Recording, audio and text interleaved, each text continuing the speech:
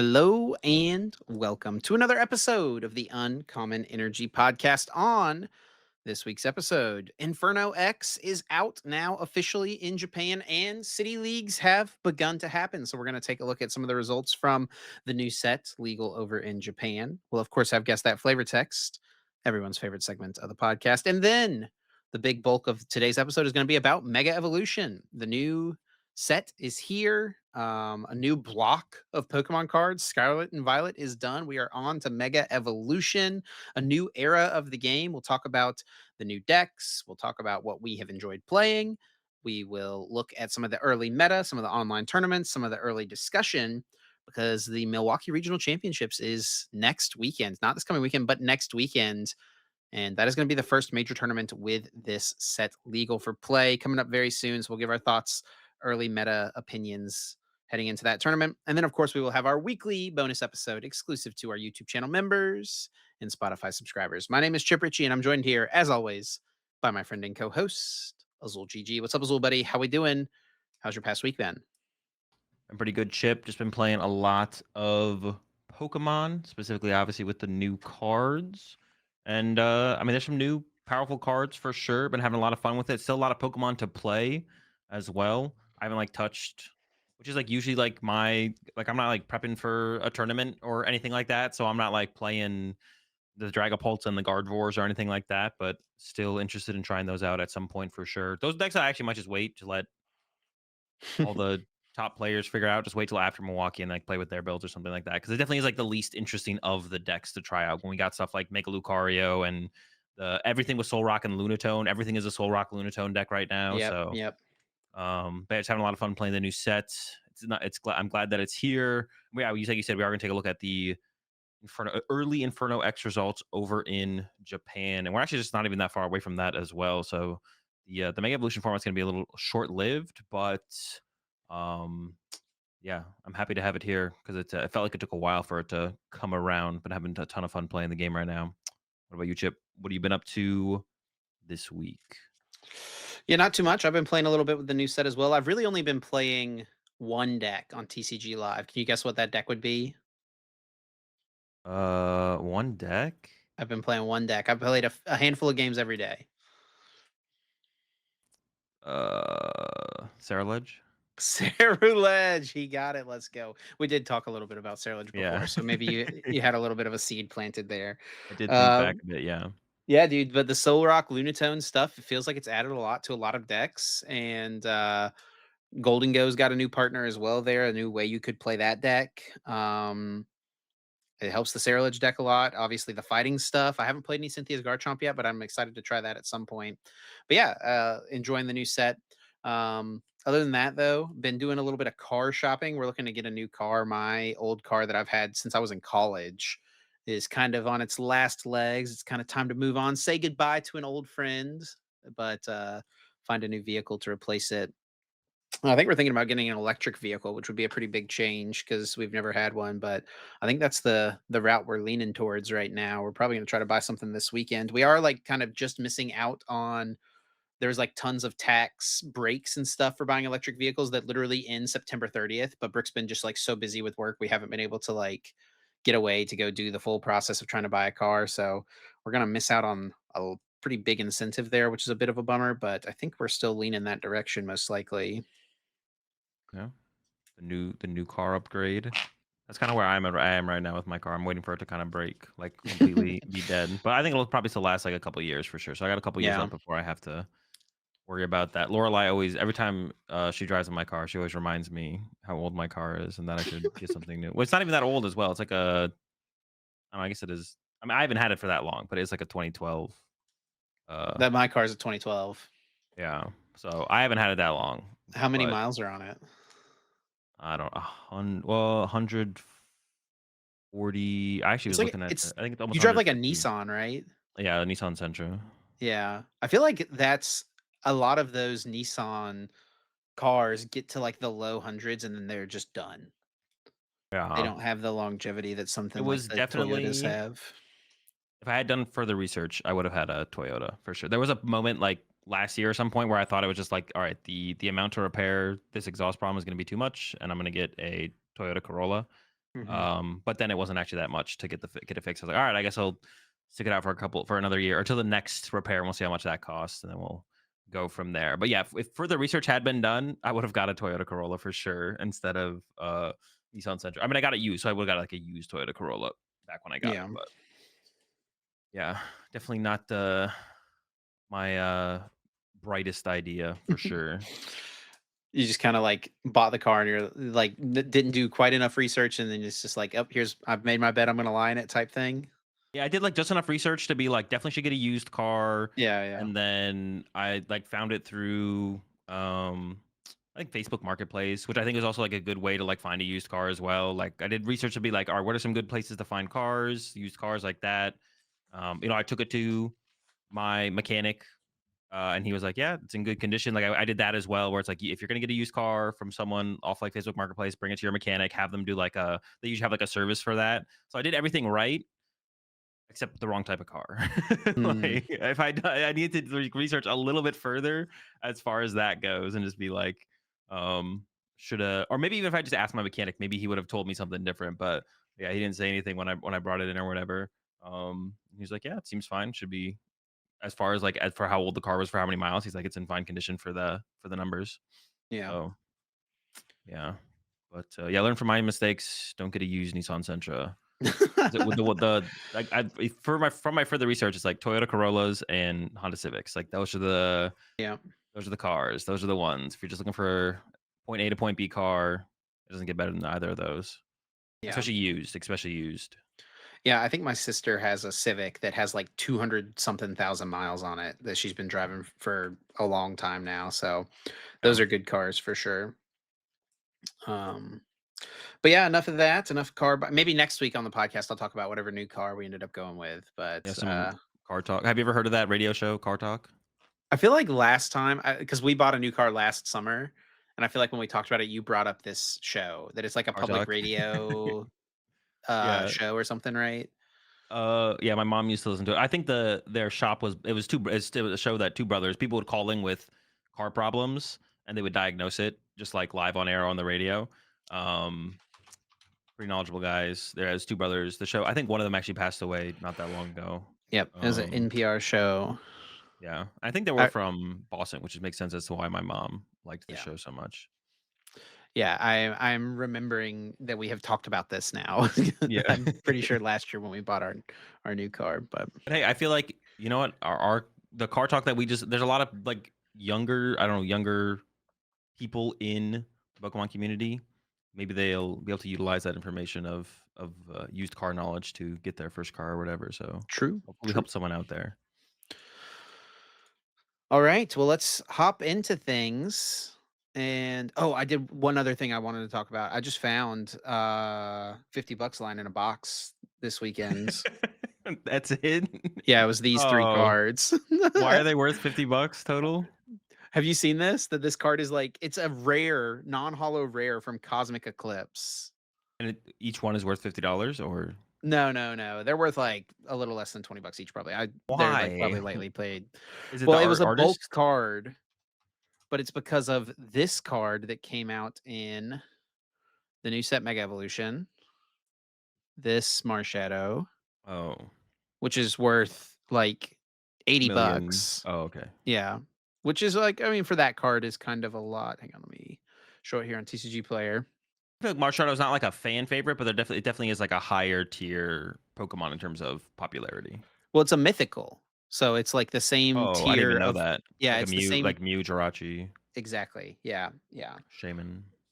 But it's done by this artwork is done by the same artist that did this card all the way back in Cosmic Eclipse. And if you notice, Oh, it's like an alternate perspective of the same image. You got this Pikachu here, and then I it's think we like talked off to about the this, side. but Did we talk oh, about it? well, actually, no. I think maybe Lorelai told me this because we were looking at some card artworks, and I was like, I don't really like this one. I don't like the Pikachu. Like, I just don't like this artwork that much. Like the Pikachu's just in the way. But then she told me it was a different perspective of an older card, which is kind of cool. Why this card is now $20? I don't know if that tracks. Like Yeah, yeah. whole Pokemon market in general is just kind of crazy. So I Yeah. saw. And look You at these are sold prices as well, near mint, 25 bucks, 25 bucks. gotta get the Reverse collection. reverse hollow, $67. Put them next to each other. Like I said, it's kind of like a cool thing to have though. Like have both of them together in a binder next to each other. It's kind of kind of cool. But lucky for Um, me, whenever Cosmic Eclipse came out, what year? 2019, 6 years ago. For some okay, reason, I read this card and was like, "You know what? I'll put it to the side. There's a chance it's playable." So this was literally in my Cosmic Eclipse like playable okay. box over there. You said you found $50, Yeah. but the amount of Pokemon players I've heard who like go to a League Cup, get whiff out on cut, but they open their two pity packs or whatever. They pull some EX and like, oh, at least I got my entry fee back. Are you actually going to sell those? Like the cup players not going to sell the EX they pulled and actually get money Yeah, from it? yeah. Like, what is the? Is it theoretical 50 Oh, bucks or no. is it I'm selling these things. I okay? Okay. They have sat in a box for, uh 6 years doing nothing. Literally, this card, Shadow Imitation. Choose one of your opponent's active Pokemon's non-GX attacks and use it as this attack. I sorted this out as a playable card. Never saw Wait, what play. set is that from? Cause it's the ADP set. Did I play that in? I think I thought about playing that in the Mewtwo deck I played in the Players Cup Invitational, or did I actually play it? Are you sure you didn't play the one that discards Chaotic Swell from play or Power No, Plant? an attacker. Like I put it in the deck as an attacker, or I Maybe you thought about did play playing. it. Yeah, I think I maybe did. Let's see. We'll go to its Limitless page here. Oh, Players Cup Finals. Dan Hugar played it Okay, in I maybe Shadow didn't play Rider. it. Okay, it was played. I guess I didn't play it though.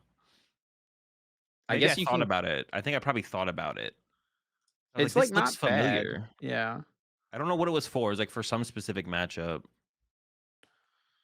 I guess I didn't end up playing it though. I maybe had it in there like the night before and then like ended up cutting it uh in the end. Well, regardless, I'm never gonna use them for anything. For I sure. don't know if I'm gonna build old decks for the Players' Cup formats, and even if I did, maybe I should keep one just in case. I wanna Well, the build Players Dan Cup Hugars. The Players Cup Invitational is not on Limitless, so that makes sense. Like it wouldn't be. So I maybe did play it. I don't remember though. I just have to go look at the like Mm, the VODs of that tournament.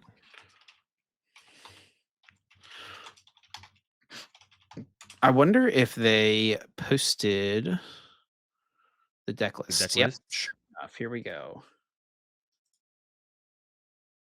You did play it. I did. I knew it, man. I knew it. I was like, I've seen this guy before. Dang it, I guess I need to keep one. Maybe I'll build a deck with it. Oh, no, Now I want honestly, to I should know. sell it, and then eventually when this becomes, like, a 50-cent card again, then I'll buy it back. I remember making this list too, and my idea was to literally put as much BS as possible into the list. I was like, let me just put like everything in here. One reset stamp. Wait, hold up. Uh oh, You lost to Urshifu? yeah, that's pretty bad. That's I don't unfortunate. remember this. I definitely casted this. I don't remember it. I remember it. Yeah, I lost to Szymanski, which I feel like we did go to game 3. I don't remember what happened in the games though.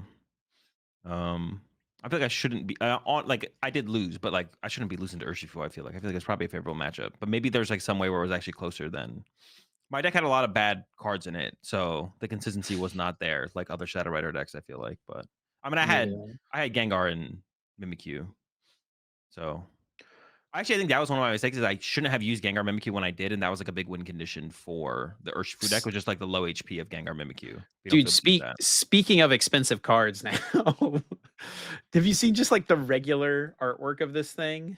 No, but I know they're all Gengar cards are insanely expensive right now. This dude, just the regular artwork. It's just silly, man. Lightly Oh, it's played, like let's go 100. with 100 oh, okay. My buddy Ooh. I had a buddy who sent us a Wait, picture why in do a they group say chat of 50? one he sold on eBay. Maybe his was yeah, there's only one near mint posted for Yeah. $500. It's because of, like, the potential of a PSA 10. Yeah, here's the solds. Look, $300 people are selling these things for. Yeah, it's insane. Yeah, I What? saw we talked about this right before we started recording, but I saw a tweet from Danny Phantom. It was like, you can build all top 4 unique decks of the last regional for less than a Mega Evolution booster box right now. The Mega Evolution Yeah. booster box are like $300. Like, yeah, the whole Pokemon market is just absolutely it's way overinflated too. Obviously, like these are not real prices. I was gonna say 2 years from now, but maybe it'll be longer. I don't know how long this bubble is gonna last, but it could last a while to be honest. Yeah, Yeah, maybe like decades. yeah. I don't know about decades. No, it's gonna pop. I think it will pop. I don't think it's gonna. This is gonna be the new normal though. Well, I guess like adjusting for inflation, I don't think this is the new normal. Like this is definitely overinflated for this is not natural price growth or whatever you want to call it. Yeah. Some of the tweets I see from like non players, but it also definitely just feels like not actual fans of the game about like opening product is like super cringe. I've been seeing more and more of them on my feed, people like retweeting them, and I think justly so, making fun of them a little bit for some of their takes. Like, Yeah, I saw one where someone was complaining about trainer cards, how Pokemon should make booster boxes that don't have trainer cards in them. oh yeah, I don't know. Yeah, I did see one reply that was like they were like Magic does it and it's a pretty popular product. I was like, okay. And it feels like just like so forced though. Like, do you actually enjoy anything about Pokemon if like you want the company to make specific collector products? Like it just feels so like fake and forced at that point. I don't know. It's all a little cringe. Hopefully things normalize eventually though, and the true lovers and players of the game can uh get get Pokemon products like they want to, for Also, sure. some of those full art trainers become some of the more valuable cards in the sets as well. Like full art playable Night Stretcher is more valuable than full art, bulk GX or whatever, bulk EX from the newest set. Sure. But people want the Pokemon. They don't want the trainer card. Maybe No, they are no, more of a no, fan than I'm giving them people credit. people want the value, dude. Most people care A lot about of how that much is their true. A lot of card is people. worth. Well, maybe if people just want, they would rather pull a bulk. Maybe I got maybe I was a little harsh. Maybe I got to be like if they genuinely would like some random bulk EX that's worth $2 over a gold night stretcher, then it's like okay, that's fair. Maybe you are a bigger fan of Pokemon than I thought. Gotta be fair from that aspect. But yeah, it might just be a lot of people are in it for the money for sure, or think they're in it for the money. No one, but there's to be a winner, there has to be a lot of losers. There's not, you can't all be winners. It's not how it works. I will say I definitely do remember being a kid, getting booster packs of like base set, Team Rocket, whatever it was, and being so upset when I got to the rare card and it was a trainer card. I definitely remember that. I don't. Yeah, I feel like I didn't ever have that. I was definitely excited to like pull the one instance of pulling an expensive card that I remember is I pulled a full art Mewtwo EX at a pre-release, and Mm, I was just really excited because I was like, oh my gosh, I can actually play with Mewtwo because I couldn't afford to buy a Mewtwo. So I was like, and it was the full art one. I didn't care about like the full art one being worth more. It was like the price thing that was like the important part because it was like, well, I just won't be playing Mewtwo's if I don't pull the Mewtwo's here. yeah. Um, and then like the first I don't know, state championships with like Mewtwo EX legal, I played two instead of three because I just didn't have a third. I only had two. I pulled one out of the pre-release, and then I pulled one out of a booster box that me and my siblings got. So I was able to play two Mewtwo's. You were literally so that's why you've been beating me in the evolution series. You were like were training all these years ago, like only playing the cards you pulled from packs, huh? Yeah, but yeah, I mean, literally, that's how I played back then. Was I played what I pulled. Yeah. It's not quite like that these days. Or I don't I traded wonder for. if I guess that's probably how a lot of kids get into the game. They like build a deck from what they have, and just work with what Yeah, they've got, but I feel like it's pretty rare you would walk around the juniors division at a regional championships and not see someone with just like a meta 60. yeah. Well, I mean, that Mewtwo back then could literally buy like. Yeah, like not like just for, like that Mewtwo back then was probably worth like $80 or more. It's like that could have bought two meta decks today. So Yeah. it actually everything is really truly that much cheaper these days. It's a good time to be a player of the game, that is for sure. And Yeah, it's a good time especially to be a player who's been playing for a long time because your random, Marshadows that you kept in your playable box for whatever reason end up actually being worth something. Or yeah, Gengar Mimikyus, whatever it is. it actually is the people who are genuine fans of the cards, but like not so much on the playing side of things, who are like genuine collectors. It's like the worst time to be them. Like Yeah, they're in the worst definitely. Yeah. So I do feel bad for those people. I don't really feel bad for like the non-genuine fans who like are in it for the money or the scalping or all that. Yeah, I don't really have any could care less about them. But I do feel for the genuine fan who like really likes Pokemon, likes the franchise, likes cards. Maybe they play a little bit, but they don't really play. But yeah, it's tough for them. They can't, just The show up to person their Target or Walmart and pick up an ETB or something like that if they want. Yeah, the person who literally that's what I was about to say, who, like, when they're grocery shopping on the way out, just wants to buy a booster pack, you know? Yeah, they can't Can't even do do it that. because they don't exist. Definitely.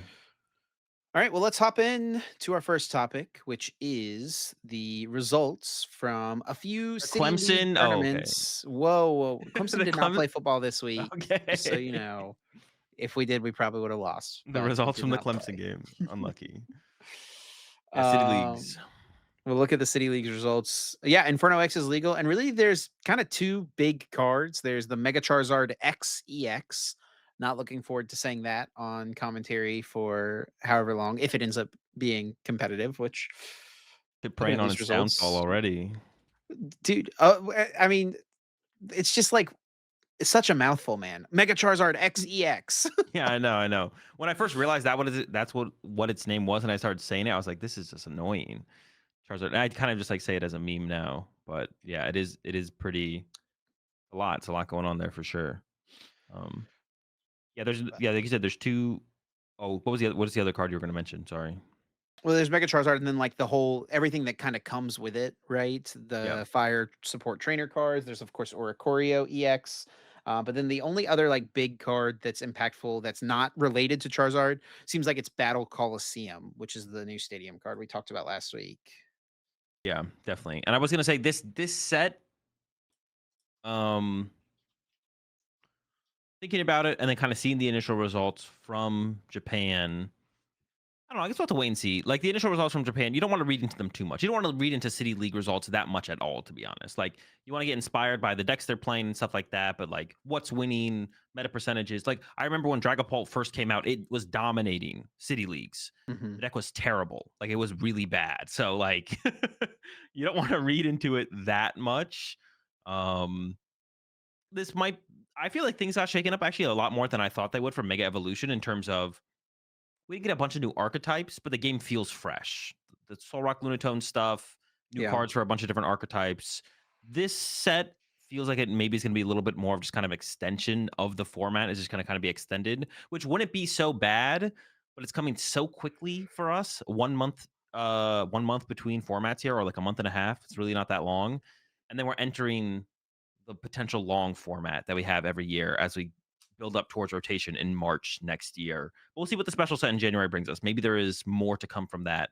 We did get Badoo last year, so um, but yeah, like you said, there's only really two big cards because all the fire stuff is just basically if Charizard's good, you play these cards. If Charizard's not good, these cards are probably just bad. Yeah. Well, looking just at a quick scroll of the decks that have won, I mean, we see kind of what we're used to, right? Dragapult, Gardevoir, Golden Go, Charizard, Dragonbolt Frostlass is interesting. Golden Go Iron Hands. I'm most interested here to see what this deck is where there's no deck list. Do you got any predictions before I click on it? What will it actually be there? There's got to be something. It must just be like It might be blue. Oh, I feel oh, yeah. We'll be able to. Oh, we can't. oh, it's a mystery player. They request to have their deck removed, or does it just is it not being picked up by the limitless system? And at that point, is it that is It must actually not be Is there picked up is there by the robo limitless system. is there ever a robo substitute? Because that's what Robin uses to like place hold or decks. There's some Charizard XEX decks though at the bottom there. We could take a look at those. Yeah, yeah. Um, There's some and Charizard XCX through here too. I did see a build from Yoshiyuki on Twitter that was playing both Charizards. I wasn't playing the Oricorio or the Fire Breather or any of that. It was just Charizard EX and Charizard X EX. So that was the form of energy acceleration was Charizard. And And it's that's basically this here. probably similar to this, yeah, and we do see this one does have an Oricorio in it, which I guess makes sense. But there's not that many energy cards to be Yeah. accelerating with Oricorio, so that's kind of I guess the question mark there. But I guess okay, they can find them with like Earthen Vessel, right? Arvin Yeah. Earthen Vessel or Super Rod Earthen Vessel, right? Oh, there is a superior here as Yeah, well. yeah. So okay, okay, I can see it. You don't need that many energy for the Charizard XEX to like carry you in the late game, right? So like one, like if you put 4 or 5 energy in play, and that's either enough to like close out the game or just get to the point where you need to be to basically win. Um, Wait, does the Oricorio? Oh, also that's interesting. I mean, like, yeah, we see the. I didn't really think about the deck in those kind of terms, but you can like just set up Chi-Yu. You just set up Charizard XEX Oricorio, and then it attaches to your Chi-Yu, and your Chi-Yu's attacking. Yeah. So the Oricorio, to just recap, its ability as often as you like during your turn. If you have any fire type Mega Evolution Pokemon EX in play, you may use this ability. Attach a basic fire energy card from your hand to one of your benched fire Pokemon. Yeah. And I will say, from what I saw, I looked over some of the city leagues earlier. It does look like the most impactful card from the set is Moltres, or maybe not impactful, but like included card is the baby Moltres. We'll see if none of the Charizard lists are playing it though. I guess that kind of makes sense because you have the Chi-Yu, Hold up. 1/1 Lopunny. We got a Mega Lopunny in this Charizard build. I actually don't hate that. That's also like an aggressive answer to like Iron Hands, right? You don't need Candy Charizard on the next turn. You can just go turn 2 Lopunny and It's then knock out. a it's a cornerstone answer as well. True. It does also answer Cornerstone. Lopunny has found its first home. There This we build has go. the fan rotom in there as well, so you can search out some of your Yeah, bird line and yeah, the bunny. yeah. It gets a lot of guys. That's actually pretty cool. Also 3 Battle Coliseum in that list as well. Hold up. Uh, Mega Manectric EX deck. and there's Iron Hands in there as well. So it's just like an aggressive Magneton deck, it looks like. Oh, this list isn't even playing. I thought that was gonna maybe have like There's no generator or anything like that. so it's pop 2 Magnetons and then attack with 2 attackers. Probably pop 2 Magnetons and then attack with 2 attackers. Yeah. I guess you do force your opponent to KO 2 Pokemon, right? So Yeah. I mean, and you can one hit KO other megas, which like most stuff can't, but like it doesn't seem like megas are super huge. And you can't KO Mega Gardevoir. that's true. But is which I anyone don't, even playing Mega Gardevoir? and Nope. that is the question, right? And it doesn't look like a lot of people are. A lot of people are just playing this type of build with the Mega Diancie EX, similar to what we saw do well in the Champions League a couple Yeah, this is weekends ago. almost I would say this is almost the winning list. It's pretty close to it. I don't think they had Fez, but the rest of the stuff is like pretty close to the list that won the Champions League. Honestly, that's the most annoying part when I go up against a Gardevoir player now. It's like they don't even play the Mega Gardevoir, but the deck just got like a better Ralt and a better Kirlia. It's like why does this deck need better? Now the Kirlia has 100 HP, so it's like outside of Baby Bolt range and stuff like that. Like, come on, what are we doing? I think there's a way to see City League results. Yeah, City League deck list. So let's look here at some Mega Lopunny decks. Okay, so there are a couple winning Charizard decks that played it, it seems. In a lot of Charizard, it looks like actually. That's pretty interesting. So like leaning into the Fan Rotom engine, and it just kind of gives you something else to do with your Fan Rotom stuff. Oh, and it's placed the Dawn as well, The which Dawn's is kind of a cool in cool there. card. Yeah, I guess And it here's mostly that Moltres you mentioned as well. yeah, so it has the Moltres in here, which is the card I feel like I see pop up the most from the new set because I've seen it in a lot of decks. It's like in the Golden Goes and the I think even saw it in a Sarah Ledge deck as well. So like you can put this in a lot of different decks. Just a good one prize attacker for the project. It lines up like if Grass Ogerpon's really popular, they go Grass Ogerpon to counter your Charizard. You just Moltres the Grass Ogerpon as response. Easier than Um, Chi-Yu. yeah, the Lopunny is actually like it's kind of cool actually.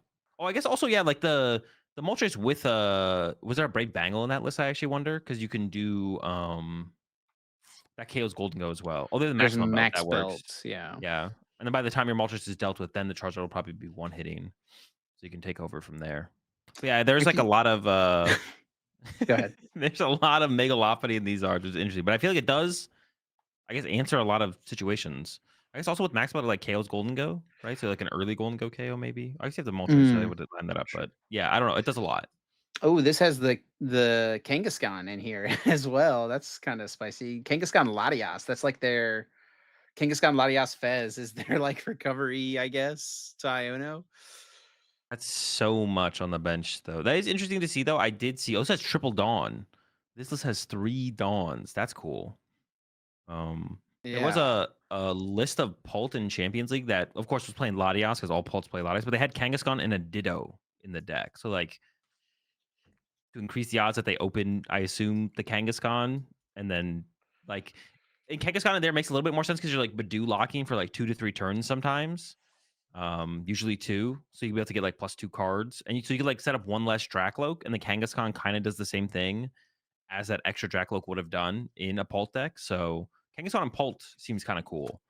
Not sure about Charizard, though. Charizard, it feels a little weird, a little off. Yeah, it does feel a little more interesting in this one. It was a first place list though here. Oh, you do have a So Jet in there, though. There's only 1 Jet, but it that gives, like, a little exists. more flexibility to it.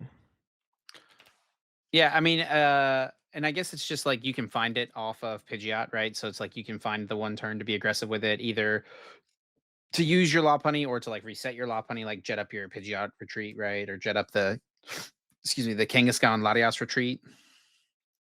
Oh, Yeah. and the Latias, I guess, just in general does synergize just like in general with Lopunny, right? Yeah, definitely. I guess also, honestly, I'm thinking more about the Lopunny in here with the Max Belt. Like, the Max Belt enables the Lopunny a lot because, like, Lopunny could draw 4 prize cards. Like, the first attack, you go up there, KO, I don't know, some 2 prize Pokemon, a Fez or whatever. But then you can maximum belt with the second attack and do 210. You Mm, could, like, KO an Ogerpon into a Fez or something like that. You yeah, can be aggressive with the first attack, and then you still have, while it's in the active, because you don't play a ton of ways to reset it in this deck. You have the 1 Jet, 1 Turo. Like, it's not a lot, but you could just leave it in the active and KO a Fez or something like that through the maximum belt. I told you, bro. Don't be sleeping on the Lopunny. Seems pretty good. Yeah, I guess, like, I was like, yeah, definitely. Well, you definitely convinced me a little bit last time we talked about it for sure. Come around a little bit more on it. Well, this one is just like a straight Lopunny deck, so that's kind of interesting. This is just Why? Okay, I just guess. Lopunny. Okay, never mind. I was gonna say, why would they play Brave Bengal here? But I guess like it does The work with Moltres more and the than. Cram. Yeah. Well, I was gonna say if it really only works with Cram, you could just play Hop's Choice Belts, right? But if the Brave Bengal does also work with Fan Rotom and the Moltres. So Yeah, so it's like a. I mean, it's not a one prize deck, but it's like a one prize Lopunny build for yeah. sure. Got the Duns for the draw power. Honestly, I think that's something that we should see more from the Dunsparce engine, though, is like a 3/4 Dunsparce line. Because finding the evolution is like the hard part usually.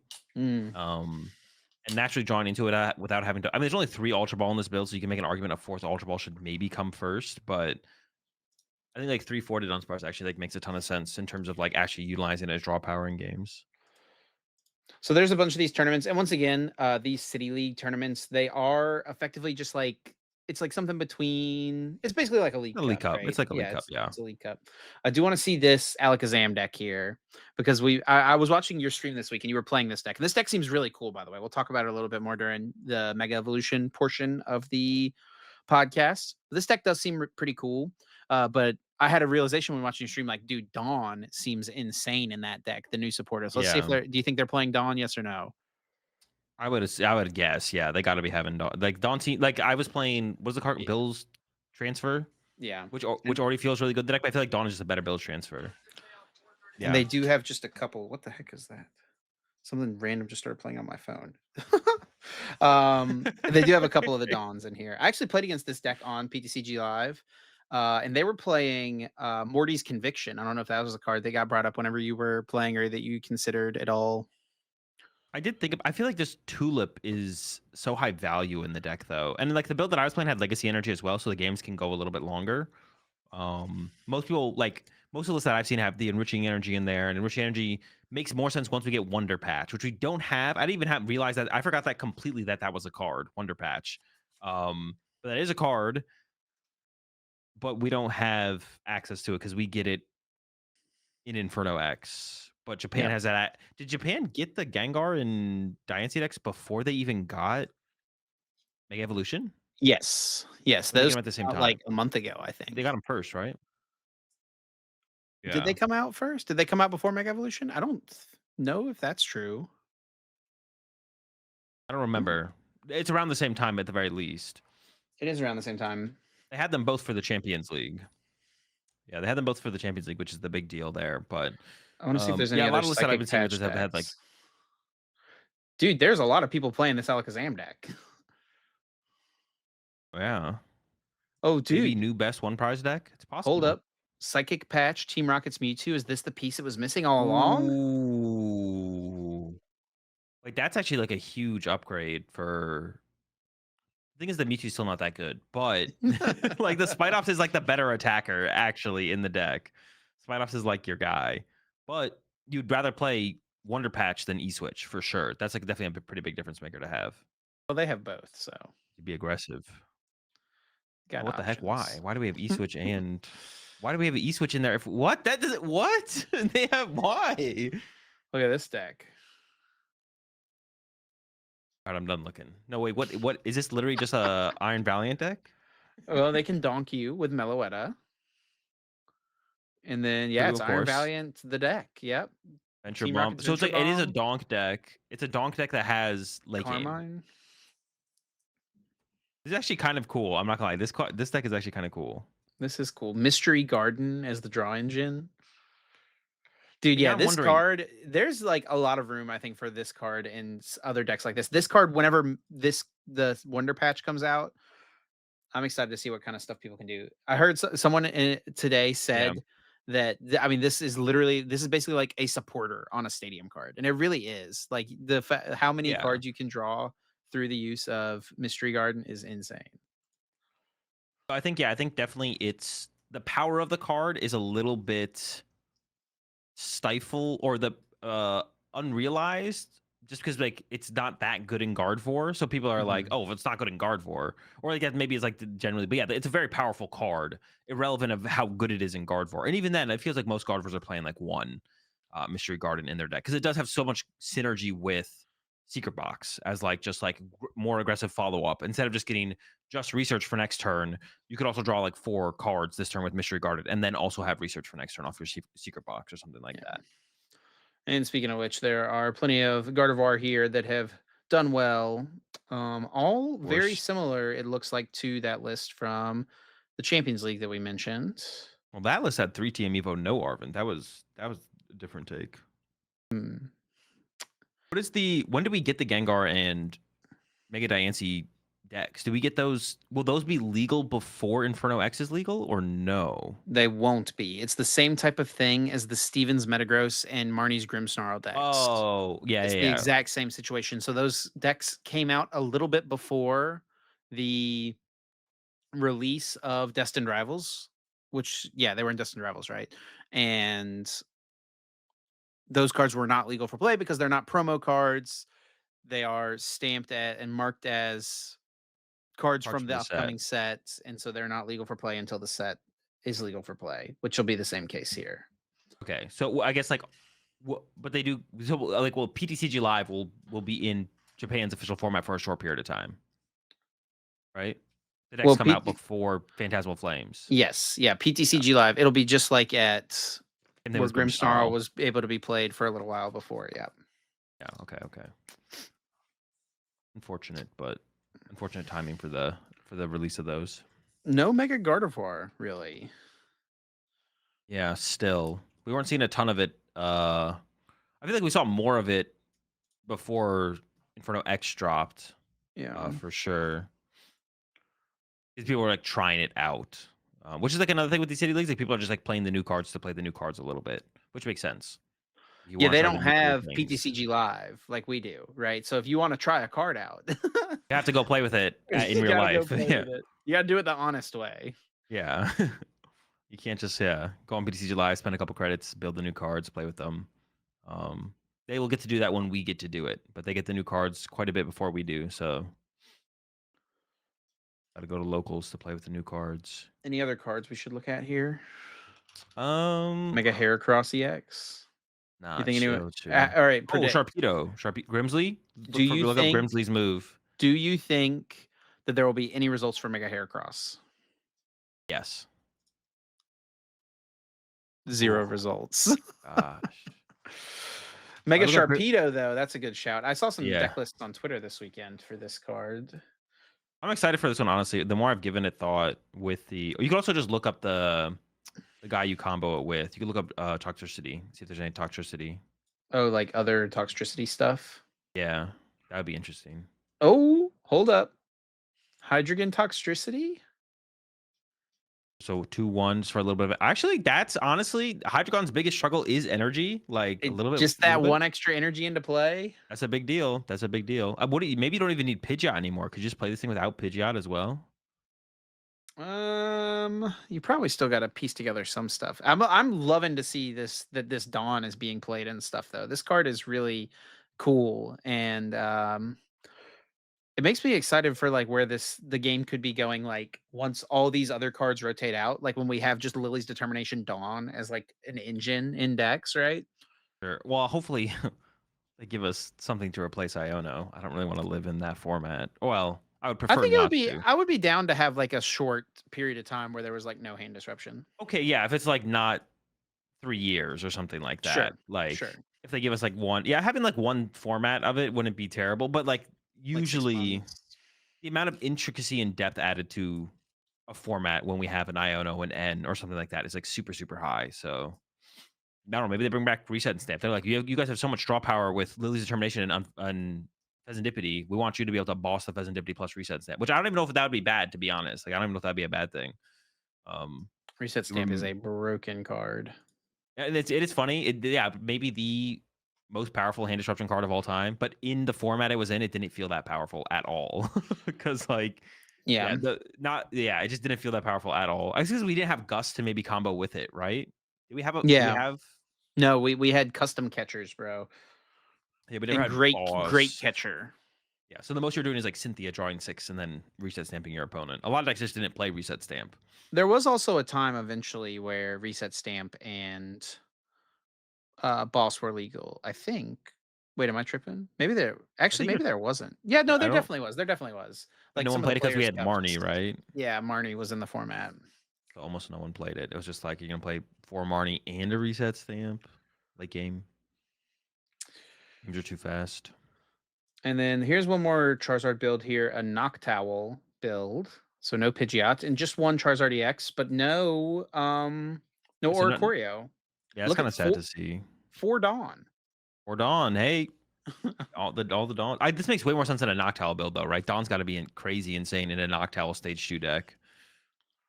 Oh Like this deck yeah. might the amount of people I've seen play Charizard Noctowl, like it might actually be good once Dawn comes out. That's like such a high value. It's just an insane value if you're playing a stage 2 with Noctowl through the Dawn.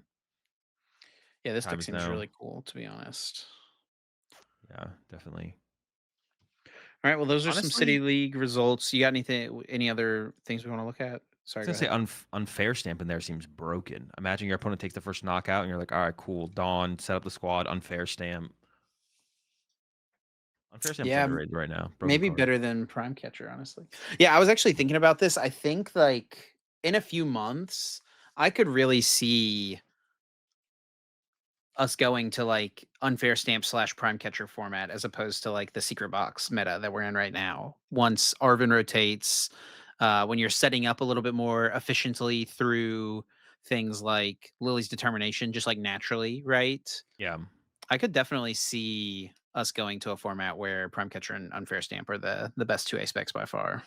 Yeah. I was gonna be a big this is honestly one of the this rotation coming up is like I feel like one of the biggest rotations for me personally. I don't know if other people feel this way that we've had in a while where it's like what comes out of this set, like the next rotation set, like means a lot. Like, are we gonna get Iono? What kind of Pokemon search are they gonna give us? Are they gonna give us any? Do we just have Ultra Ball and Poffin and Yeah. that's it? Like, I feel like this is. I'm excited to see what they give us with this set. What they give us and what they don't give us. I'm just excited to see what the game is gonna be like when this rotation hits because I feel like it has the potential to shake up stuff a lot. Or maybe they reprint Nest Ball and reprint Iono or whatever, something similar, and maybe it doesn't change too much. But like those are the two big things I think is Pokemon search and hand disruption are like the things that are like still on the chopping block. I think I would be super down for it to be a format similar to what this is kind of looking like already, even with like Nest Ball in the format where it's like a lot of decks are playing Dawn in Yeah. addition to like other searching cards. So it's like there's some It's item already based so search, but powerful. also some some Pokemon, some like supporter based Pokemon search, right? Yeah, definitely. Yeah, it'd be cool to see Dawn be a kind of a constant in a lot of decks for sure. Make things interesting. All right, Azul. I think it's time for us to move on to guess that flavor text. But of course, before we do, we got to pay the bills and shout out and say thank you to our fantastic sponsor, Dragon Shield, for supporting us here at the Uncommon Energy Podcast. Of course, Dragon Shield makes some of the best card gaming and tabletop gaming products on the market. We love them for the sleeves. They've got the ability to make your own custom sleeves. So if you've got with, I mean, holidays are a couple months away. So you want to get someone a set of sleeves with like their pet or loved one or yourself maybe on the sleeves. That's an option. Can't use them in official Pokemon tournaments, unfortunately. They've also got the new Halloween setup. Would you rock these at Tournament Azul if you could? Yeah, sure, I'd give him a run. Why not? I actually do genuinely really like the Uh, feel of these brushed art Dragon Reaper. sleeves, but we can't use them, unfortunately. No, we cannot. You got anything you want to say about Dragon Shield, buddy? Oh yeah, I was going to follow up. I was like pulling up my card for guess that flavor text. Dang, bro. Because I've actually closed the tab, but I had the card ready to go, but I pulling up the tab. But yeah, huge shout out to Dragon Shield as always for sponsoring the podcast. Check them out over at dragonshield.com. Link will be in the description, and code UEPOD UEPOD will get you 5% off and directly supports us here on the podcast. Now, next, I'm still pulling up my card. I have the card selected. I just closed the window. And now it is Um, time for Guess That the Flavor Text, next where each segment of the week, podcast, yeah, me or Chip will pick a card and then read the flavor text on the card, and then it's up to the other co-host to try and guess which Pokemon and card that flavor text belongs to. If they don't use a single lifeline, like I didn't last mm, week. That's right, I didn't use a single lifeline, and I was able to guess Tatsu Giri so immediately. lucky, bro. Frame one. But this week, I'm going to pick a card for Chip to guess, like I mentioned. And for each lifeline he will use, he'll get one less point, all the way down to the one potential point he might get. The three lifelines are what set the card is from, what stage the card is, and then read an attack name. Chip, are you ready for this week's flavor text? Yes, Azul, I am ready. You got yourself 4 points last week. Congratulations. But I am still in the lead for now, You are, 38 to yes. 37. So I'm hoping to continue to push that here and make it so that there's no shot you're going to pass me because that's just that can't happen. It can't happen. All right. The flavor text this week is while it loves floral honey, it won't gather any itself. Instead, it plots to steal some from Combi. Ooh, is it Munchlax? It might be Munchlax, just straight up. Because I know there's like the lore from the video games of like you have to lather honey on the trees to catch certain Pokemon, and Munchlax is like the impossible one to find in Diamond and Pearl, but you can find Combees and what else can you find? You can find like maybe Heracross, Sentret, stuff like that. But Munchlax is definitely the first one that comes to mind. Let me hear the flavor text one more time. While it loves floral honey, it won't gather any itself. Instead, it plots to steal some from. Is it Combi or Combi? Combee. Combi? Combi. I'm actually not totally sure. I think it's Combi. Um, yeah, I mean, I really just kind of think it's Munchlax. I'm not gonna lie. I am gonna use a lifeline. I'll use what set the card is from because there's not been that many Munchlax cards. So I feel like I could get it, could lock it in or pivot my thought process if it's not correct. All right, let's go with it. What set is the card from? Arceus. I think there's a Munchlax in that set. I'm not gonna lie. I knew it was gonna be an older one because it's referencing Combi. Yeah, let's lock it in. Honestly, I think I'm just gonna go with the Munchlax. Lock it in, Azul, for 3 points, hopefully. All right, Chip, you're locking in the Munchlax. I'm going to go ahead and read or go through the other Please say uh, it's a basic. lifelines real quickly here. So, read an attack name, energy assist. does not really sound like a Munchlax, but I And it guess is it's also possible. a stage 1. No, dude, he's gonna pass me next week. You're getting such a hard one next week. It's gonna be impossible. You will never get it'll be a Pokemon you've never heard of before next week. Yeah, I'm It gonna give you the flavor text is next week, and you're gonna be like, "Dude, what the heck is Avalugg? I've never even heard of this Pokemon." Alright, I'm writing that one down. Avalugg, okay, good to know. It is Mothim. Oh, that makes sense too, man. Or Burmy. Yeah, Burmy or Mothim would have made sense. Dang. Yeah. Is there a And Munchlax in that set? I did look at every single, because I was just curious. Every single we'll never be able to use Mothim ever again as a flavor text card because they all have to do with stealing honey from Combi. That's literally all their flavor text on every single Mothim card. Well, So maybe the I'll one and find only some time Mothim will get used. dude. What a bummer, man. That is a disappointment. I feel like if I had gotten the stage 1, I could have thought to this. It would have taken me a little bit of thinking though, I'm not gonna lie, because this is not what immediately came to mind. But yeah, I did not play the Gen 4 games, but I know that like the slathering of the honey on the tree is like a thing, and it's like a big because it's really difficult to find Munchlax in the game to like complete the Pokedex or whatever. Mhm. Because you have to slather honey on the tree, wait like 12 hours, and then there's a 1% chance that there will be a Munchlax on the tree. 12 hours? Yes, like actual real life Oh hours. my gosh, that is awful. That is such a grind. Yeah, well, and there are gamers out there, bro. Just like a once a day thing, I guess. It's like a daily, I guess. You just go put the honey on the tree and then wake up next morning, check. No, it's Do it not before there. Honey on the bed, do it tree. in the morning. Yeah. All right. Well, unfortunate for me, no points this week, and it does leave the door open for Azul to take the lead. I think you have led before I think I in the got the first series. one. It was Yeah. a long time ago, though. The last time you had a lead was episode 53. Dude, holy cow. We did 53 episodes. We did 53 episodes of this show. And you had 8 points. I had seven. Holy I mean, we're almost 200 episodes in and we're only at 37 to 38. That's pretty Like, bad when there's the potential of 4 points every other week for each person, right? So, yeah. holy. All right. Well, that is it for guess the flavor text.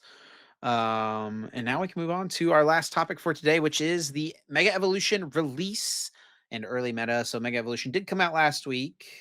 I actually went out to try to get some packs. We were driving out of town this past weekend. We went down to my parents' beach house for a couple days with my parents and grandparents and stopped on the way to GameStop at like 1 o'clock. And I was actually able to snag a couple packs. They had a couple loose boosters.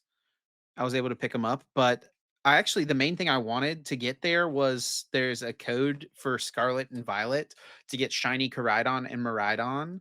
And apparently they were gone within the first like 10 minutes of the store being open. They only gave like each store 50 of those things. And it's a GameStop exclusive promotion. So there's like it's and the promotion's supposed to go on for, like, weeks, so it's actually crazy that they ran out of codes in, like, 10 minutes for that.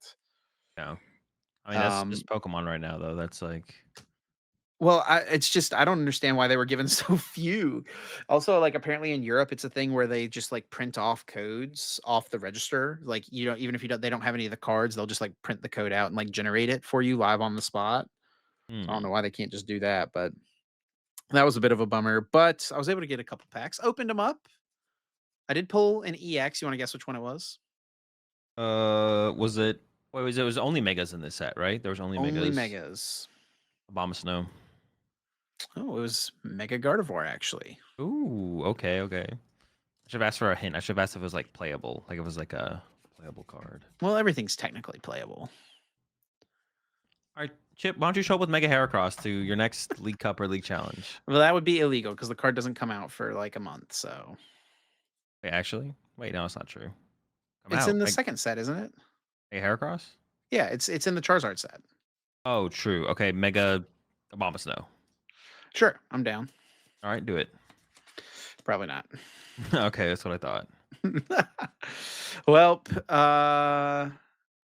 Yeah, so it seemed like the release was crazy. I saw so many pictures on Twitter of like the lines outside of GameStop, people being in line like the night before. It's so nuts to me, man, that people are waiting for 12 hours to buy one Elite Trainer box for $60, open it up and pull $15 worth of cards and be done. Is that that's like that's all you can get, right? Yeah, it is just limited to a single. Sheesh, man. I mean, those are the real fans, right? Those are the true. That It's is like true. It is those you are the are. real fans, and I do hate that they have to do that. Those are the people who those are the people who should be able to just walk into a Target and buy an Elite Trainer box anytime they want to. Yeah, because there's no way the scalpers are sitting out there for 12 hours. They have something else to go scalp while they're like they could be, I don't know, flipping Supreme shoes on Etsy or something. Like, Does Supreme even make shoes? no, that was like the joke. It's just random. I mean, actually, there Supreme probably brick. has been. I assume there has been a Supreme shoe in the past, but Yeah, probably some they're not. collab. Yeah, they're not a shoe. They don't constantly make shoes. I don't think.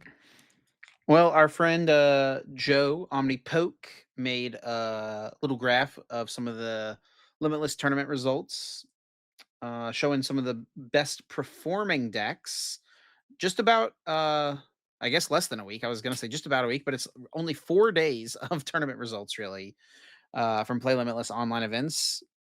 So there's not like it's like useful to look at this information, obviously, right? But it's not like indicative of like what the true meta will be at regionals and stuff. But it is good to Yeah, I see mean, look like at kind of what the. what people are at right now.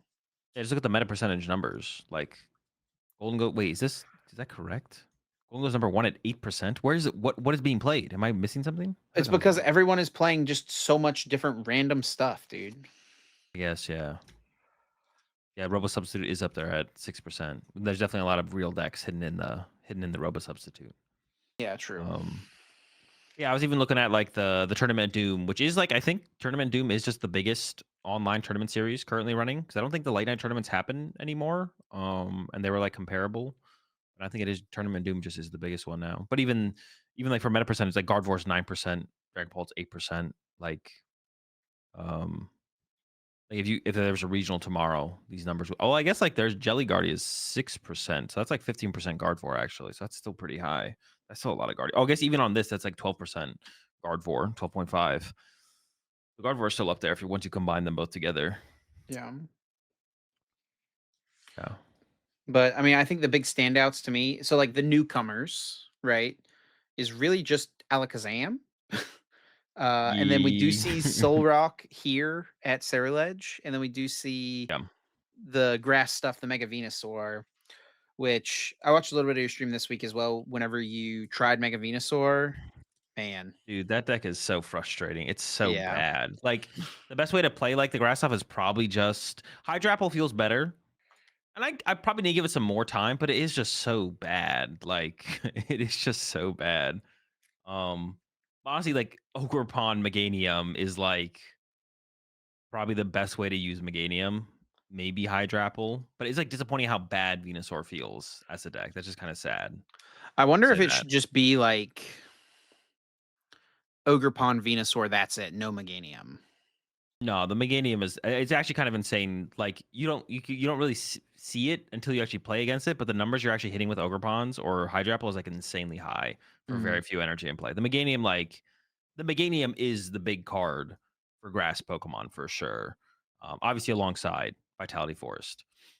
Um, the question is like, what is the best way to play it? But even once you have that, it doesn't feel that good. I would say. Honestly, maybe I just need one thing I maybe I have to go back to the drawing board a little bit. Maybe just needs thicker evolution lines. Maybe you just need to try and get the most out of the bug catching sets.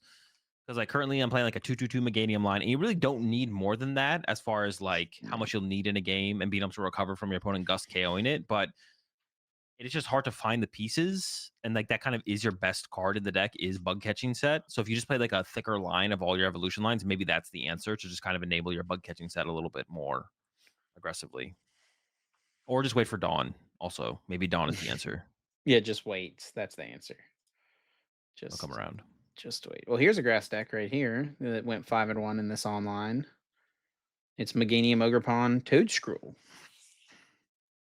Yeah, so really just an Ogre Pond deck at the end of the day. Yeah. Couple E-Switch, couple Bravery Charms, or it is just an Ogrepon Meganium deck. Like that is, and that like that's what I said. Like that seems like that might just be the best way to play the deck. Before we start just like clicking on a bunch of these online tournaments, which we will do, and take a look at some of the decks that have done well, why don't you just walk us through three favorite decks that you've played in the last few days? What has been the most Uh, fun Pokemon you've had the last 3 days, 4 days, whatever? um, trying to think. I'm going back through all the decks that I played with so far. Definitely, honestly, Mega Lucario is pretty sick. Like, if I think Mega Lucario is like super powerful. It's just like competitive wise, I don't think you should ever bring it to a tournament if you're trying to win. Like, but I think that I could go pretty far besides that. Like, you're not going to win a tournament. It kind of almost feels like it's probably not as good as Dragapult Dusknoir, so maybe I shouldn't have put it on that level. But like, that's how Dragapult has felt recently. It's like you're not going to win the tournament because you'll hit a Gardevoir eventually and cut and lose, but you could get like top eight, right? And it feels like Lucario. Lucario just feels the deck feels really powerful. Hariyama, super good. Lucario hits really hard. You have the early game of Lunatone plus the premium power things to help you get further. Um, Honestly, Zoroark with Absol, I played just a little bit with it. I didn't get to play a whole ton before I stopped streaming the other day. But with the new Yveltal as well, that deck is Zoroark's pretty sick with Yveltal and Absol. I don't know if Absol is correct to play in the deck, but just the Yveltal is a massive upgrade because you can now generate damage on your side of the field to like actually efficiently Yveltal Monkey Dory lock your opponent out of the game. Because you can like if you get your Yveltal set up trapping like Genesect in the active, you can retreat it to the bench and then Pecharunt EX it back to the active and then poison it. So then you have damage to put on their side of the field with Monkey Dory while you're clutch trapping something in the active. So you can like infinitely trap your opponent's Pokemon because you'll be able to KO it on your turn with Monkey Dory and then boss something else or counter catch something else and then trap it again with Clutch. So yeah, it's a big upgrade for Zoroark for sure. And then the Absol is just really cool to have in there as like some late game cheese. And it actually might just be good to play in there as well, to be honest. Um, and besides those two, oh, Palafin for sure. Palafin with the new Surfing Beach Stadium. And I didn't even realize how important the Surfing Beach Stadium actually isn't that good for Palafin. It's good, but it's still a little awkward.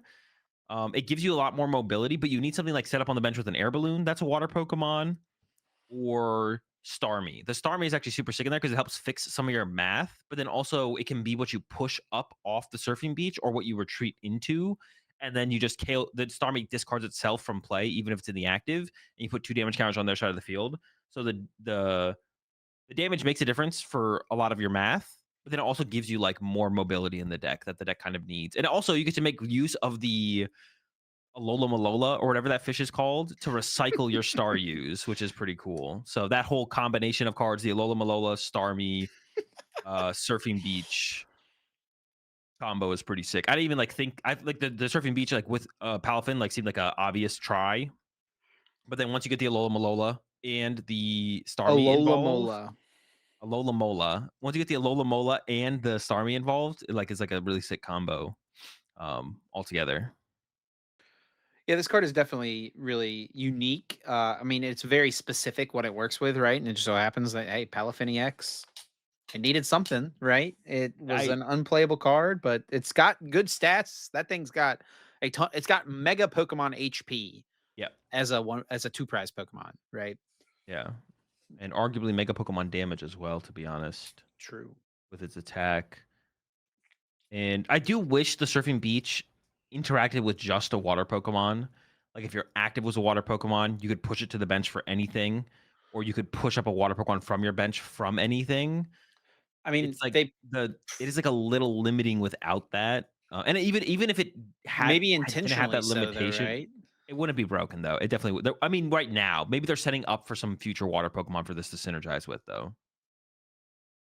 Maybe broken in Baxcalibur. Oh no. So what those three decks you said Lucario, um Palafin, Zo- and what was the first one? Oh, Zoroark. Zoark. Yeah, the other one Yeah. was Zoark. So of those three decks, which one of them do you think has the most competitive potential? Palafin obviously not. Like right now, Lucario, no. So it has to be Zoroark for sure. Because yeah, like the Lucario, like competitive potential, it's weird because I was talking about some of my stream the other day. It's like, would you say that Nor isn't a competitive deck? No, like Nor's obviously a competitive deck, but like me and you both agree, it can't win tournaments. Like, well, and it's not that it actually can't. It just won't because it'll eventually hit Pretty a Gardevoring unlikely. spot. Yeah, like as long as Gardevoir's good and good players are playing Gardevoir, it feels really hard to win with Dragapult. Um, Lucario has a worse Gardevoir matchup than Dragapult for sure. Dragapult has a better Gardevoir matchup. But besides that, the deck feels competitive and like powerful from what I played. So um I would say like it still seems good, but yeah, Zoroark is definitely out of those like Palfin's definitely not competitive. More of a meme deck, but it's a ton of fun. So it definitely has to be Zoroark for right now for sure. Like if we're talking about like potential to win tournaments, definitely Zoroark over the other one. How is the change up of adding Lily's determination into the mix felt? So, I mean, because that's a pretty big mix up of the draw support options that exist in the format, right? Um, but it's obviously also not a card that's like just better than research in every deck. Yeah, and actually, the more I've played of this format, the more I hope they do reprint research because I think that's a good balance. Like some decks want to play research over Liz Determination right now, so like I think that's a good balance. I think having powerful options is better than having one powerful option.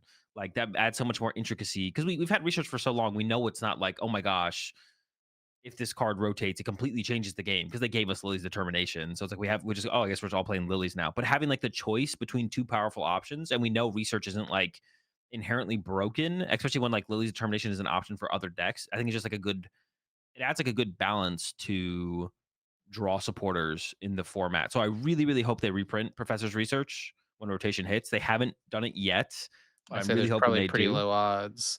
I'm really hoping they do though, because I think there's a really good balance with research and Lily's determination in the current format, where you definitely go one way or another, and it just feels like I don't know, it just feels good that that parity, I guess, exists in the format. I mean, But there's Lily's definitely determination, there's a big trend with the first set of each block for the last, I don't know, since black and white, I guess. Kind of sets the tone of like this is the staple draw supporter of this block, yeah, right? And for black and white and for X and Y, it was Juniper and Sycamore, right? And then for Sun and Moon, they gave us Kukui and Lily, right? I guess Lily is kind of the big one, but like the fact that Kukui wasn't a like discard draw seven card, right? Um, and then Sword and Shield, they brought it back, right, to the discard we draw had seven. when do we have Cynthia in there? We had Cynthia in there. Cynthia did come up in the middle of X and Y, but it was like Okay, and maybe that was them saying like, okay, Lily is not as powerful of a draw option as we wanted it to be, right? yeah, yeah. Definitely. So yeah, I mean, Cynthia's in. I do really do hope they reprint research. I really hope they do because it would just kind of suck to have a Lily only format. Like we do have stuff like Dawn, so like more Dawn engine based decks could be cool as well.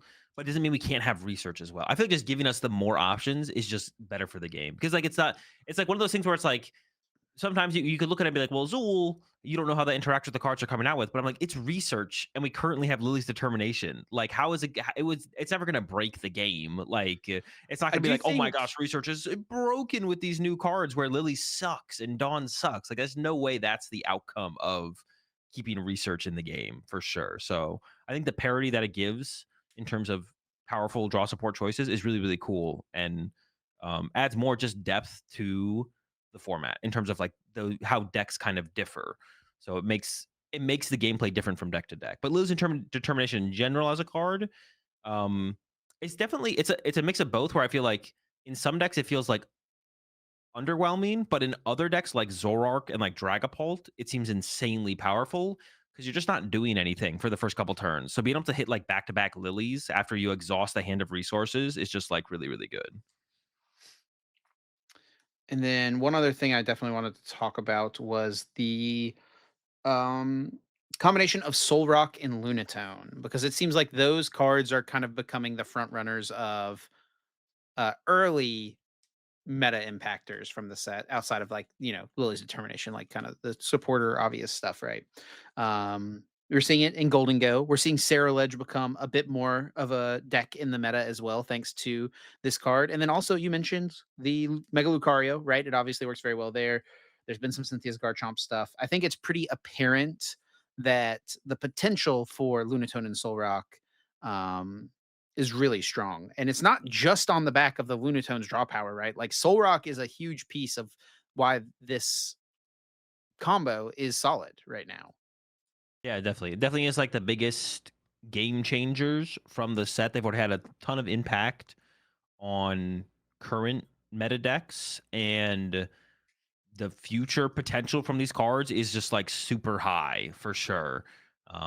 So super high potential in the future. They have like I think obviously it's good in Lucario, but like we might see Lucario struggle for a while. Will Gardevoir's rotating give it an opportunity? Maybe, maybe not. But the future is like super high potential for these cards in the future, and we're already seeing them having like a massive impact in like decks currently as well. Obviously, like they synergize really well with Golden Go and Sarah Ledge based on what those cards do, and there will have to be like some amount of synergy with these cards to be played in other decks in the future. But just like you could take any fighting deck in the future. You'll have the premium power up thing. You could just like commit to more fighting energy in the deck, and then just like shove Soul Rock and Lunatone into the deck. Probably you don't need an attacker like Lucario, or you don't need to have a ton of energy in the deck like a Golden Go or Sarah Ledge. You could just play a lot of energy and a lot of Night Stretchers in the deck, and you'll be okay to like include this in like any fighting deck in the future. Probably. All right. Well, let's hop in and look at some of the decks. So Golden Go is still remaining the most popular deck, um, but it is that different build with Lunatone and Solrock, Fighting Energies, and Trolley. No Energy Search Pro. Energy Search Pro, it turns out, is not very good when you're only playing two types of energy, right? Yeah, it definitely falls off a little bit, and definitely seen some different builds of it as well. The build that I Oh, played with most what recently is? was We got a new Gimme Ghoul in the mix. yeah, that slap. The Schlap for 10. Is this the guy? I I'm pretty sure he's the worst of the gimme ghouls actually though. Like I'd rather have continuous coin toss option or call for family or minor errand running. The slap for 10 seems even against Gardevoir, I don't even know if that ever comes up. Like I don't know if we're ever slapping a Drifloon for a knockout or something like that. You That'd can be the slap idea, a I guess. Screen But you also have Soul Tail. Rock, so yeah, you could. Yeah. But yeah, I don't know about the slap gimme cool. Yeah, this is one of the ways that people have been playing the deck is the Precious Trolley build. Turn one Arvin going second. And this like the Soul Rock Lunatone specifically in Golden Go, less so in Sarah Ledge. Like one of the powerful play, you could choose second and turn one attack with Soul Rock. So I really like the Iron Bundle in specifically the trolley build. Maybe another build is less powerful, but if you go second, your opponent opens a Monkey Dory or a Soul Rock, then you might not be able to get that turn one knockout with the Soul Rock. But if they got a Ralts on the bench behind the Monkey Dory, a Gimme Ghoul on the bench behind a Soul Rock, the Iron Bundle gives you that immediate access to their bench to get the KO. But then we've also been seeing builds with like Prime Catcher, and I feel like maybe it is just Trolley and Prime Catcher. Legacy Energy. I saw a little bit of Legacy Energy, I think, in some of the City League results in Golden Go as well. So, and also the Legacy Energy is kind of cool because you can Cypher Maniac for it. So that's actually like a pretty cool potential inclusion in the deck, to be honest. So that's been, doing decently in tournaments. Not too surprised to see. We've got Dragapult still kind of hanging around. Dragapult is a deck that really didn't get anything besides the lilies, right? But that is a big thing for it to get. Yeah.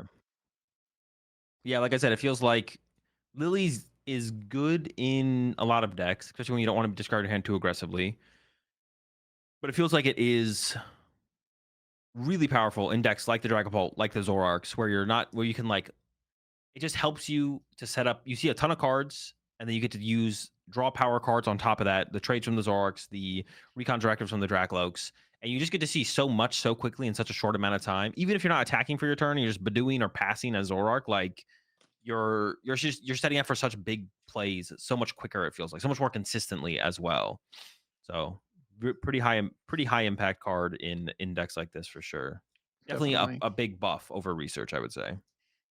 Also, But you get to like I think in Dragon Ball, I guess maybe the one thing you gain is you definitely can play less Night Stretchers if you're playing the Lays Determination. So mm, um Although that is like maybe you could argue that's one of the drawbacks of not playing the researches is you can't like put a bunch of stuff in your discard pile and then access it through nitrate later. But I think you'd rather lilies instead.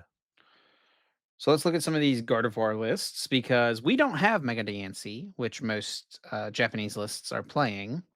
Um, Yeah, I didn't expect that to be like the thing we were missing. Like, because I didn't actually even realize that we weren't getting it in the set as well until like the set dropped. I was like, oh yeah, we're not getting that or Gengar for a while. I didn't even like make that connection. so I mean, the biggest thing for Gardevoir is just the upgrade of Ralts and Curlias. Like, there's definitely plenty of people. I mean, and Lilies is pretty good here too, I guess. But um, I feel Yeah, like it's another deck. Well, there's yeah, people Guardy can be slower. out there ahead of Milwaukee who like their TCG player cart is literally like 4 Ralts, 4 Curlia, 4 Lilies, and then like maybe 1 Psychic Stadium, and that's it. You know. Yeah, definitely. And honestly, Gardevoir definitely seems like the best deck heading into the first. Is Milwaukee the first major? It is, right? The first. Well, Yeah. there's also Belo Horizonte, so there's 2 regionals that weekend. But that is the first weekend of it is the first weekend of majors. Yeah, so it's gonna be. I mean, Gardevoir is feeling like the best deck heading into. It's actually coming up. There's literally next weekend. Yeah, heading into next weekend, it feels like it is the best deck right now. So I wouldn't be surprised that yeah, a lot of people are just very low budget set for a lot of people heading into the tournament. Here's a list though that does have Mega Gardevoir. Gotta give it a shout out when we see it. Yeah, also 2 of the stadium, 2 of the Mystery Garden, heavy into the extra draw power, 8 psychics to go with it. And honestly, that's like another thing we could see. Night Charger is just like such a ridiculously powerful card. Like I actually like sometimes like one of the things I try and deck build around a little bit sometimes when I'm trying new stuff out is playing the deck as a 4 Night Stretcher deck. Like I do that. Like my current Sarah Ledge build, I think has 4 Night Stretcher, and then I was playing some Great Tusk Mill. I initially tried to make it work with 4 Night Stretcher. I think Super Odds is still just probably better because you can just play like less recovery for more in terms of the trade off in deck space, but we could see Gardevoir be built because the Night Stretcher does more for you if you have more of the Mystery Guardian stadiums, because then it becomes like your cycle to just draw off the stadium. But if you play more of them, you're actually not like sacrificing all your recovery for that trade off. But you see, like this build, even then, also has like the 8 psychic to go with it.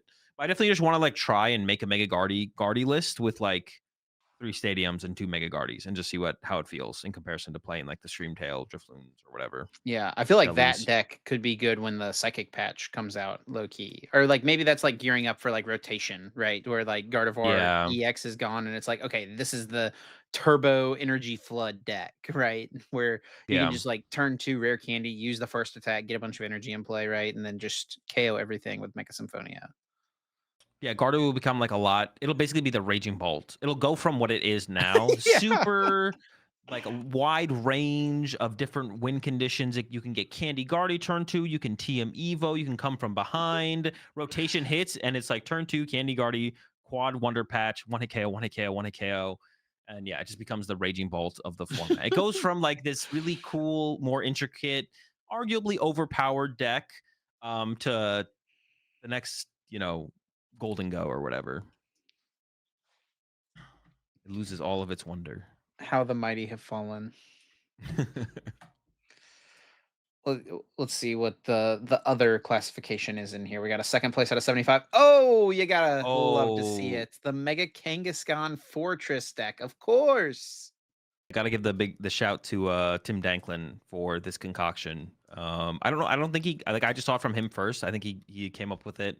Uh, yeah, he tweeted this out, He's and I so played with awesome. it. Uh, I played with it the other day. It's actually pretty good, and I think his tweet as well was something like, "I've been playing this for the last 3 or 4 hours, and I'm actually kind of concerned with how good this deck feels." And after playing with it for a couple hours myself, the deck definitely is. It's not bad. It's interesting. Holy It cow. So the game plan here for anyone unsure of like what they're looking at, which I wouldn't blame you for not being sure of what you're looking at here. You got just 4 Mega Kangaskhan EX, which is a 3 prize Pokemon.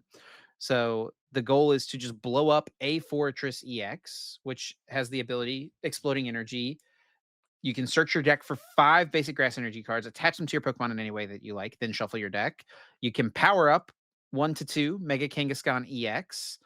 You've given up 2 prize cards, you can Iono your opponent to 4 right away, and then you just start swinging with Mega Kangaskhan, whose attack is not incredible, but it just Not uh, terrible.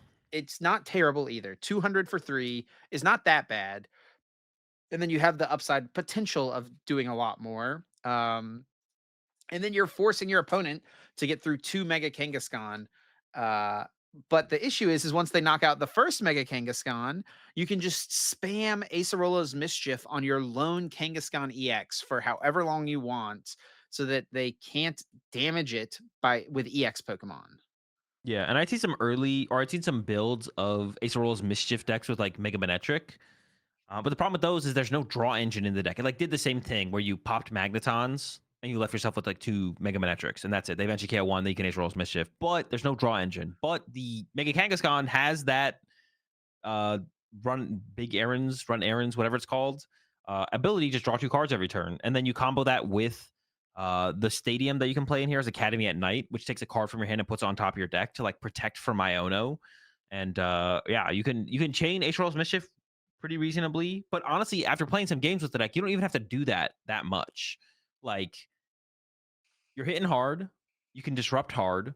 You play 4 counter catcher, which you almost always have access to. So even like in terms of like disruption, like knocking out whatever you want every single turn or pressuring that Pokemon is can be disruptive in itself. Yeah, the deck was like super. Also a lot of healing. This deck is waiting for the big ice cream cone.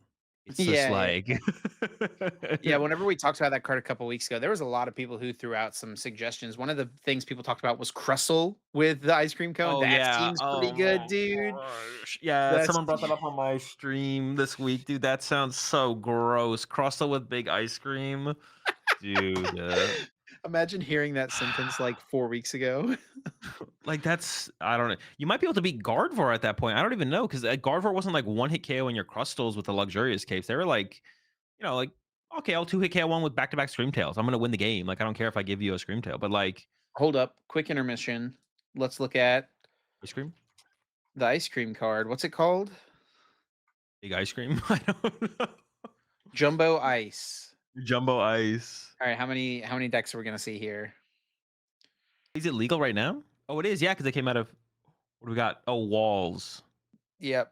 Very Not cool. not oppressive, Hon it seems.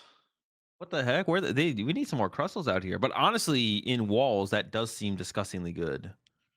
You can play Hero's Cape now as well. You don't need to play Pokevital A, which is huge actually for like beating Poltnor. Yeah. Oh goodness. Maybe this deck can beat Poltnor now. Because the reason you couldn't beat Poltnor is because of Ursaluna. But now if you can like withstand some Ursaluna hits. Yeah, actually, now that you mention it, yeah, where's dude? It feels like Crustle beats all the decks we are looking at in the city leagues, except for the Guard Force, I guess. It's just But waiting now I for the think you beat Champions League, Poltnor. dude.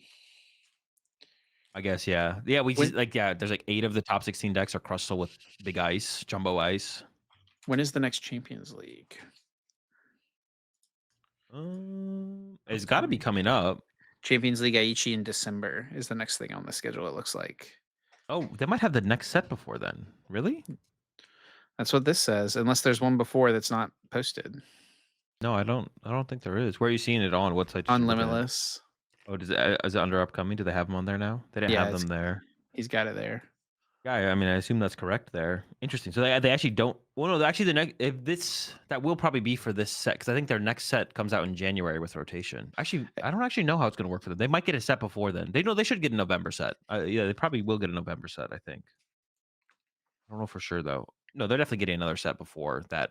I guess they're just not having a Champions League for this set This release. is one Tim Danklin should have kept under wraps and would have made a sick YouTube video. So the fact that he unleashed the Mega Kangaskhan to the world, he's missing out. He just didn't know what he had. I don't think. Like he was just because he was streaming it as well. He was just streaming and playing the deck. Making a silly deck. Um, yeah. He didn't know what he was onto. I don't think. That is wild. What has he done though? Who knows? Maybe this is it. Like Milwaukee, all of top 8 of Milwaukee is just Kangaskhan Fortress decks. Whoever gets more heads on the turn where someone misses the Acerola wins the game. And then here's a Ledge. This is actually, I think, the same 60. I think I just copied this list that I've been playing on PCG Live the last few days, and it feels pretty solid. Not gonna lie. Yep. Yeah, definitely. I've been trying to list. The only difference is like I've done, or I've been try, I've like I've been, have been forcing it a little bit. I'm not gonna lie, but Carmine and Squawkabilly are just such terrible cards Mhm. that trying to avoid them at all costs. And so far, it's actually been working out pretty well without those two cards. Interesting. One card, Those are broken cards that I play every single game. one card I will give a shout though that is like a big difference maker is the Drill Burr. I have been running the Drill Burr in my build. We have plenty of bench Mm, space because I don't play Squawkabilly, so I'm never putting it in play. And sure. the Lunatone Soul Rock engine just like makes things flow so much more easily in the early game. So I was like, let's give it a try. Let's cut the bad cards and see if the deck works without the bad cards.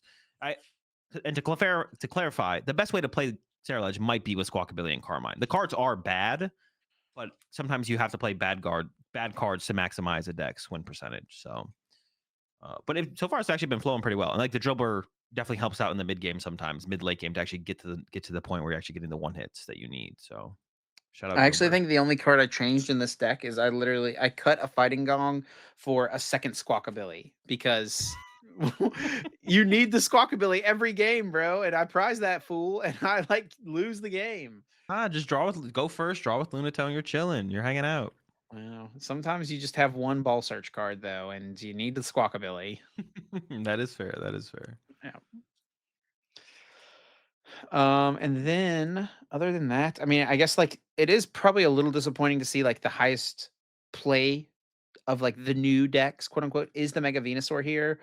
We already kind of talked about how it didn't seem like it was great. It doesn't look like it's been doing very well in these online tournaments. Like of I'm these events that struggling. have Yeah. over 100 people, 21st, 30th, 33rd, 33rd, 38th, right? Like 25th, not great showings from the deck. Um. Yeah, it's just not.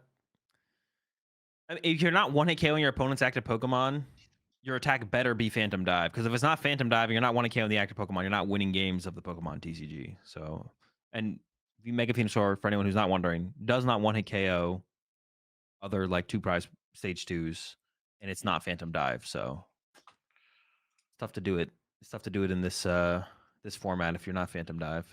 But speaking of an attack that can one hit KO anything in the game, Dunsparce. we got Alakazam here, Psychic Draw, powerful hand. So you spent a bit of time with this deck. Yeah, I mean the deck feels pretty good. I think it gets better with Wonder Patch for sure, because then you can probably go to the enriching build. Although I don't know, like Hilda is such a weak card compared to Bill's Transfer. I'm not even like sold on Hilda enriching energy, even if you have like this build has EXP share, so you can like chain the psychic energy to allow you to be able to play the enriching more often.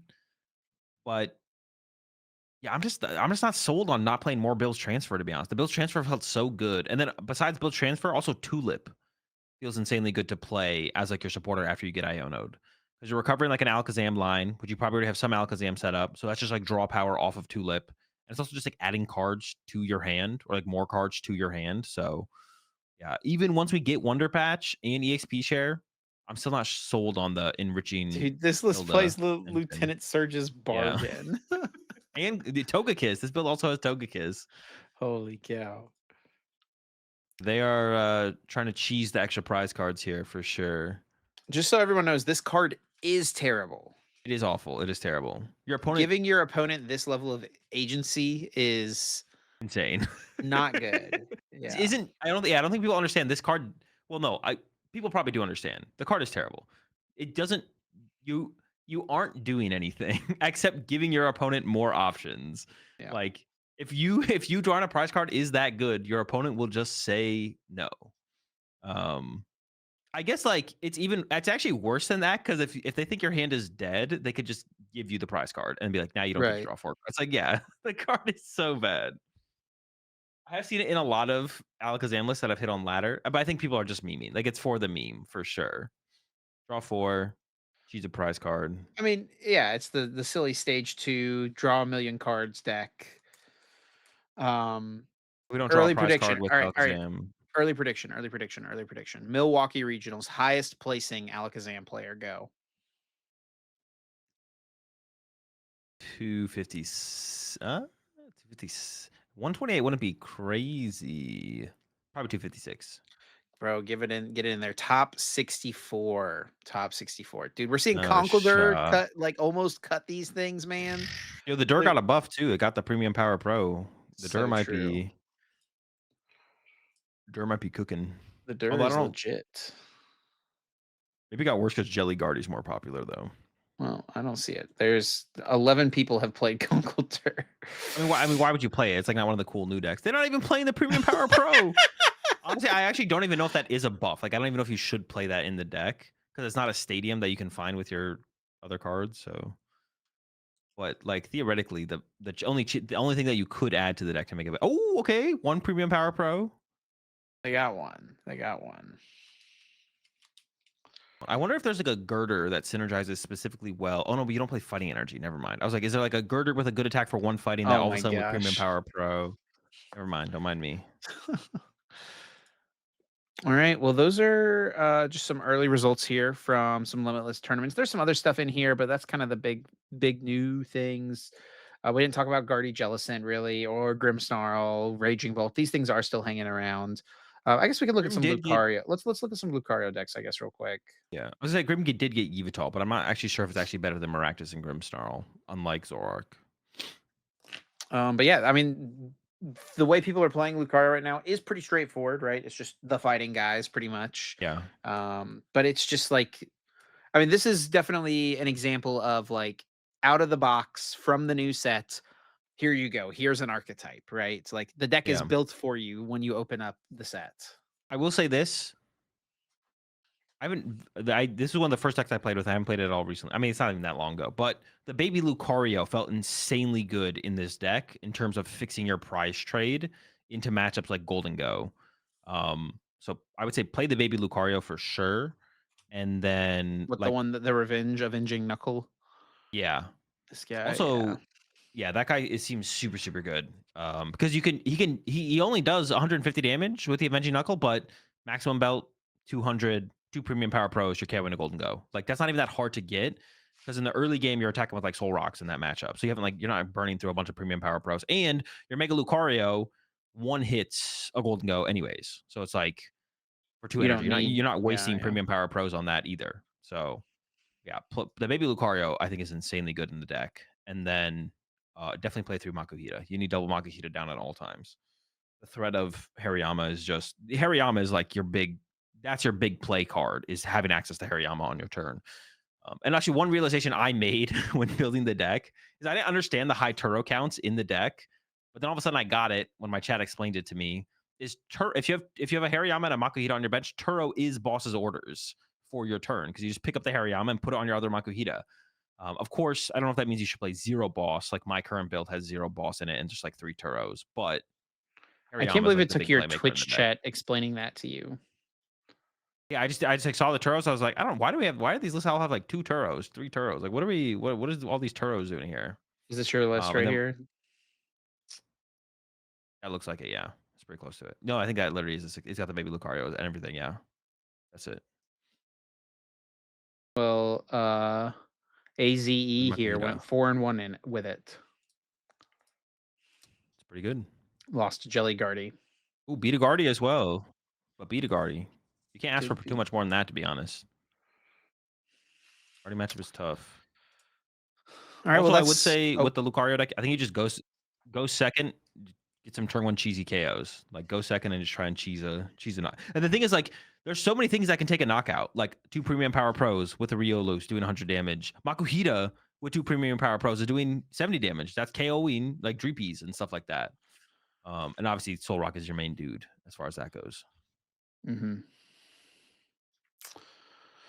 All right, well that's like an early look here at Mega Evolution.